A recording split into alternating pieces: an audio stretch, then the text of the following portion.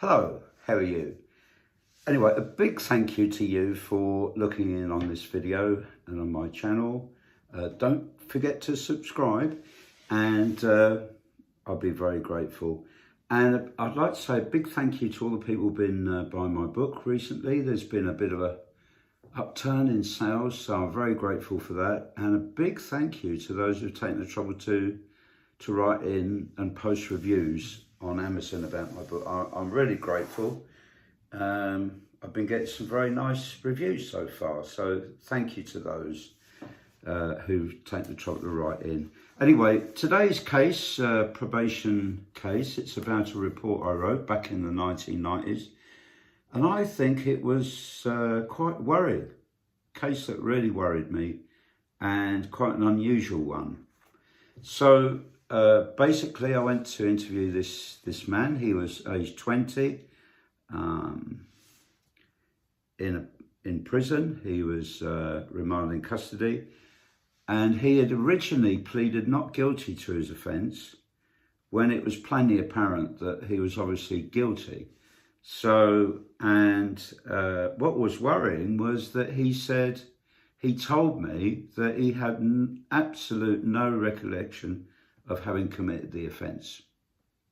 So basically that was his defence, no recollection, which is pretty unusual, isn't it? Quite exceptional. And his offending worried me, and his behaviour worried me, really. So, and he didn't really care less. He said, well, you know, if they sentence me to custody, I don't care. And I said, well, you know,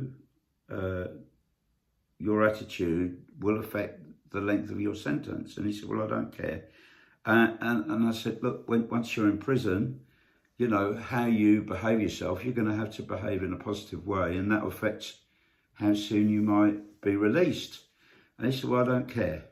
So quite a worrying individual. And the more you hear, I think the more you're going to be worried, like me. So basically, his offence involved him breaking into a house, nice house, burglary. Now, we know that burglary dwelling is serious, and people who commit such offences are quite serious and can go on to even more serious offending. So that's worry number one.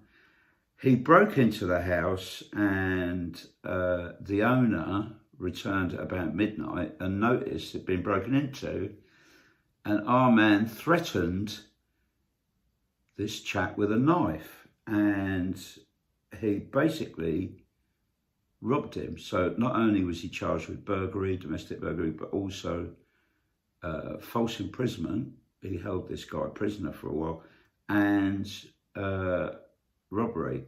And he got a kitchen knife and he pressed it to the guy's face here and threatened to take his eye out unless he told him his card PIN numbers, which is an absolutely awful thing to do, wasn't it?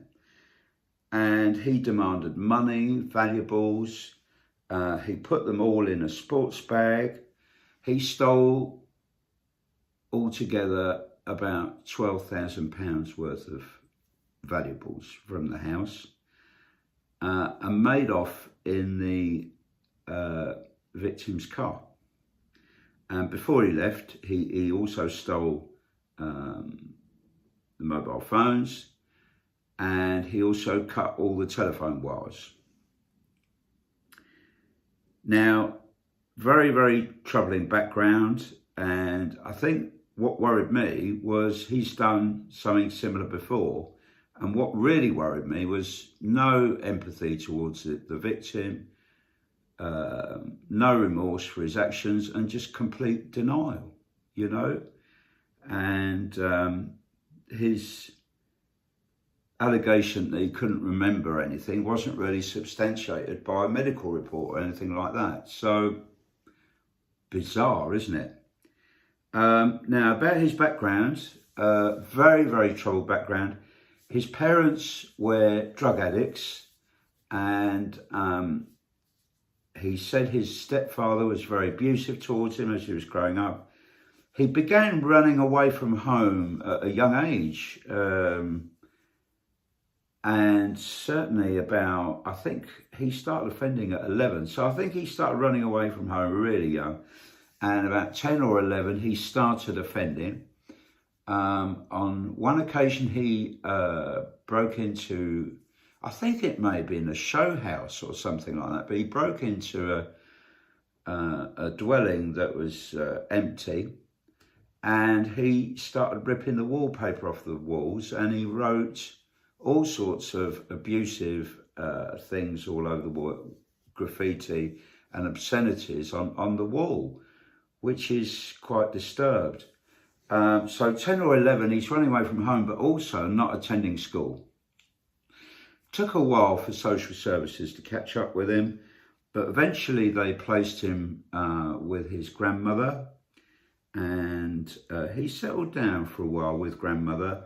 And he actually went to college for a bit and did a MBQ in catering. But things started to spiral out of control. He began to use drugs, heroin, I understand. And for a while, he went to drug rehab, but that failed. He was reported to be difficult and aggressive. He wouldn't attend the group therapy groups, classes and things like that, sessions. He used to be rude and abusive to the staff there, and things like that. And then he committed a very serious offence against his grandmother, which really worried me, in that he got a screwdriver and put it here right next to her and threatened to take her eye out unless she gave him lots of money to pay off his drug debts. And that really concerned me,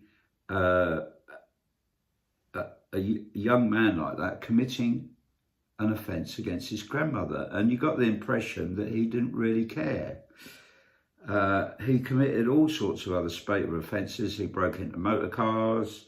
And I looked at the court reports and they kind of said, well, he had, he committed a whole mass of offences, such as breaking into cars and breaking into houses.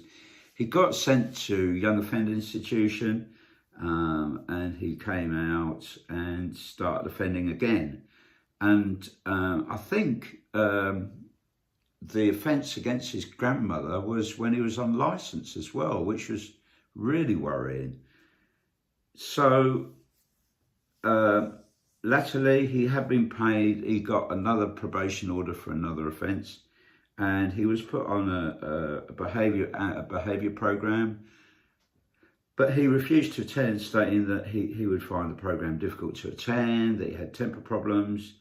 And the probation service, he said that he had been psychologically assessed when he would lose his temper and forget what he was doing. Now that is possible, and his probation officer tried to contact his GP, but got no response to our inquiries about this, to substantiate this temper problem, stroke, apparent memory problems. But I think he was using this excuse, really, that he couldn't remember things when he could. I thought, I just thought that this guy, I was worried. And so a custodial sentence for this offence was inevitable, but I asked the judge to do a full, either psychiatric, but I think psychological assessment on this guy, because I was worried about his behaviours. I think he had elements of very disturbing behaviour. He had no victim empathy. He had started offending really young at the age of 11, and the rule of thumb in probation is we know anecdotally that the younger people start offending, the higher the risk they are of offending at whatever age you come across them. Because people who start young, they're really difficult to stop offending. And I think I felt there were indicators that he may be a psychopath, really.